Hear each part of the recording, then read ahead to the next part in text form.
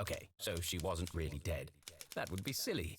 No, Jenny was alive and well and ready for another perfect day in Arthurton.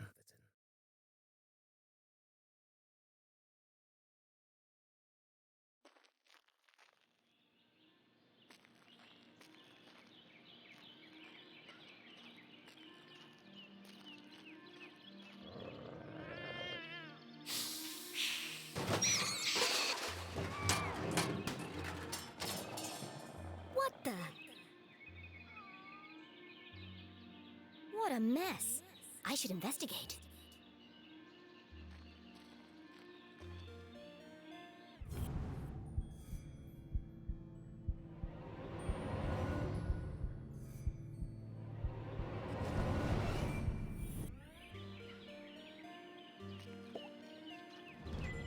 Jenny had an instinct for sorting treasure from trash. To the untrained eye, this was just a discarded piece of an old postcard. But to Jenny, it was a mystery waiting to be solved. I should keep my eyes open for any other pieces.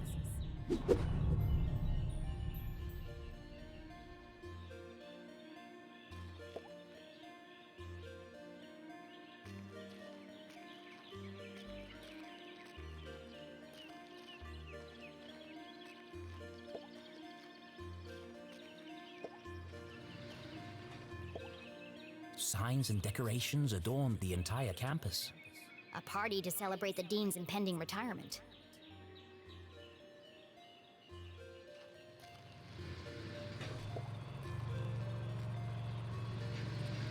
Left! Left! I said left, damn it! What part of left are you having trouble with? My left or your left? My left. Obviously, I mean my left. Why would I mean your left?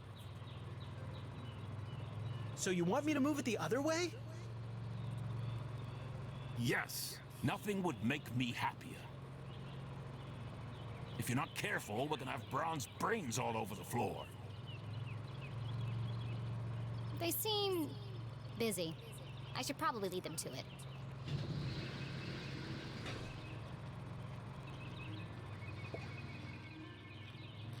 Hello, Mr. Strausberry. How are you today? A jolly gentleman, the dean was often seen shaking hands and kissing babies. He's also Mom's boss. But more than that, he was her loyal friend. What do you think, Jenny?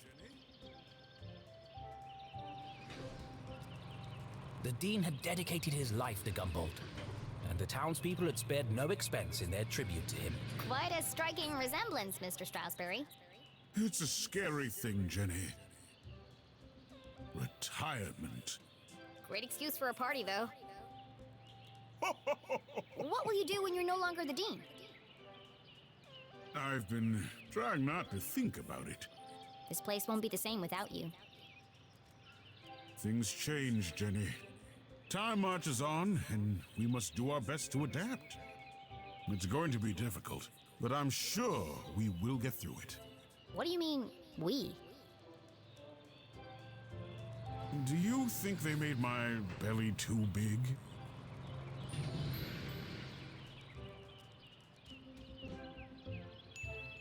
It's probably just the perspective, Mr. Strausberry.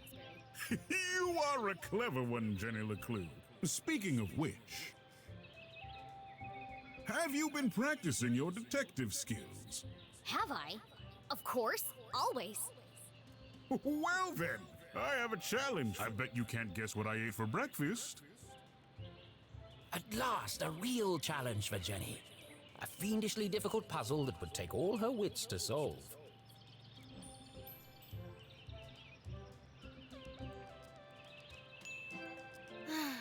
Well, okay. Anything for you, Mr. Strausberry. Oh, how wonderful. But first, I need to ask you a few questions.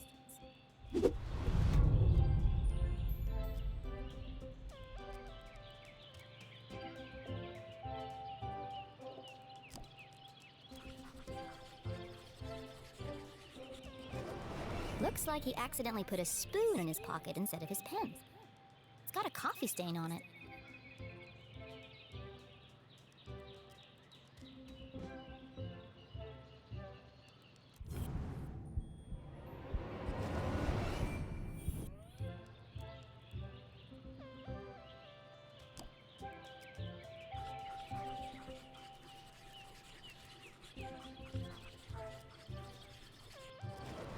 Dean didn't button his shirt properly. It looks like a bloodstain, but the seeds indicate otherwise.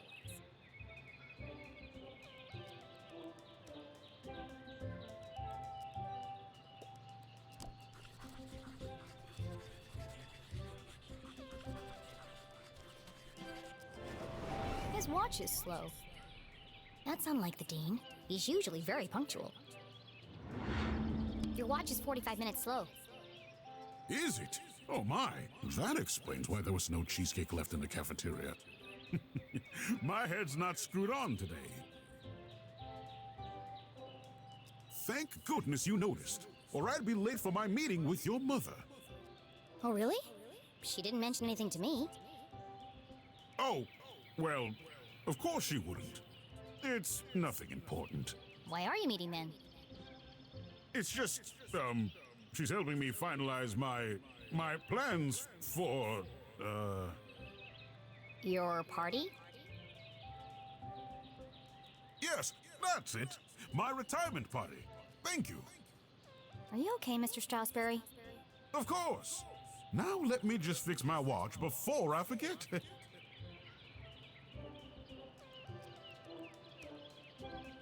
Now, where were we?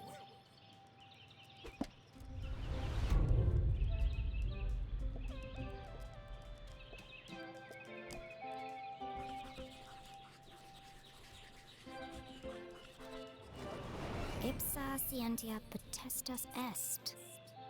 Looks like Latin. Your ring sure looks old. It was made for my grandfather. He passed it down to my father, who passed it down to me. And when the time comes, I'll pass it on to my son. The Strausberry family had been champions of education for generations. What does the inscription mean? Knowledge itself is power. The inquisitive spirit is a mighty thing, Jenny, and nothing is as important as the truth.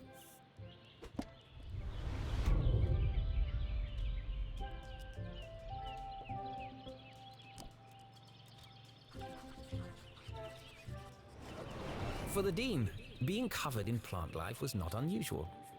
His work as a botanist was renowned. Looks like you're carrying some extra baggage today, Mr. Strausberry. Well, I do have a lot on my mind. I was referring to your legs. Oh, thank you. I have been doing my daily calisthenics. No, I mean the sticky stuff on your pants. What? Oh! Hitchhikers. I've been working on a new orchid hybrid in my greenhouse. They're beautiful, but the leaves are quite clingy. I will say, I am looking forward to spending more time in the dirt.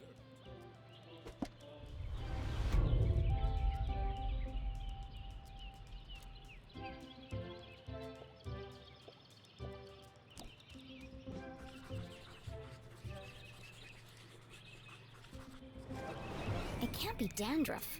He has no hair. I have a hunch it's powdered sugar.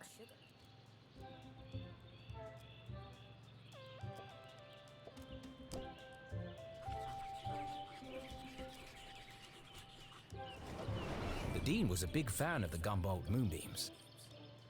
And not just because his son was a prominent figure on the team. Well, a bench warmer anyway.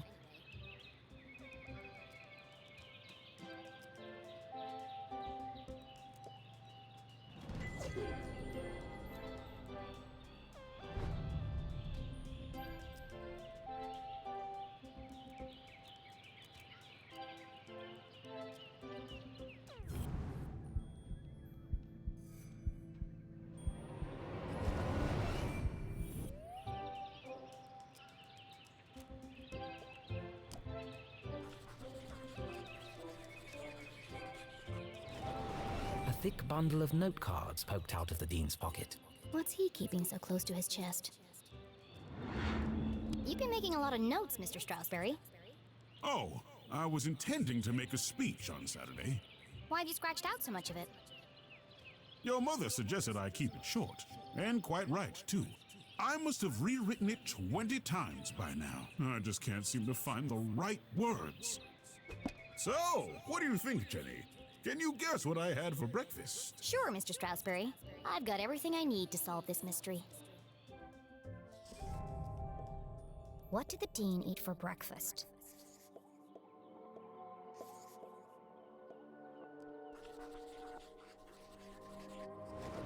Nope, that's not what I meant.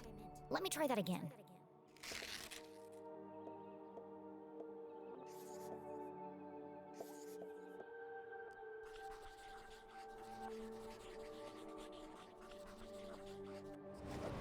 Jam on his shirt and powdered sugar on his tie. The evidence points strongly to the Dean's breakfast consisting of 1, maybe 2 donuts.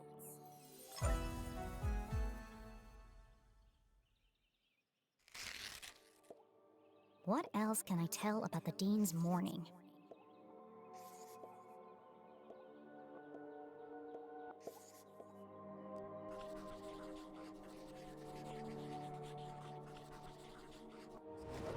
The Dean had neglected to wind his pocket watch. The act of a distracted man. This resulted in his whole routine being thrown off, which might explain why he has a spoon in his pocket instead of a pen.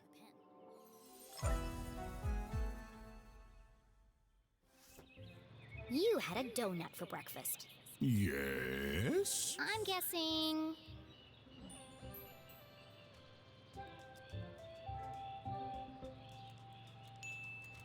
raspberry. How did you know? That part was easy. You always have donuts for breakfast. But something else caught my attention. Oh? I think you have something on your mind, Mr. Strausberry. You are usually a picture of precision and punctuality. But today, there's a spoon in your pocket and your shirt button is undone. My, you really are a LeClue. Your father would be so proud. Thanks. Well, I should be going. I'm meeting your son by the lake. And I'm meeting your mother in the library. What a small world this is. Too small. A perfectly small world with everything in its right place. Who would want to change that? Pardon? Nothing. See you on Saturday. Oh, yes. Until we meet again, Jenny LeClue.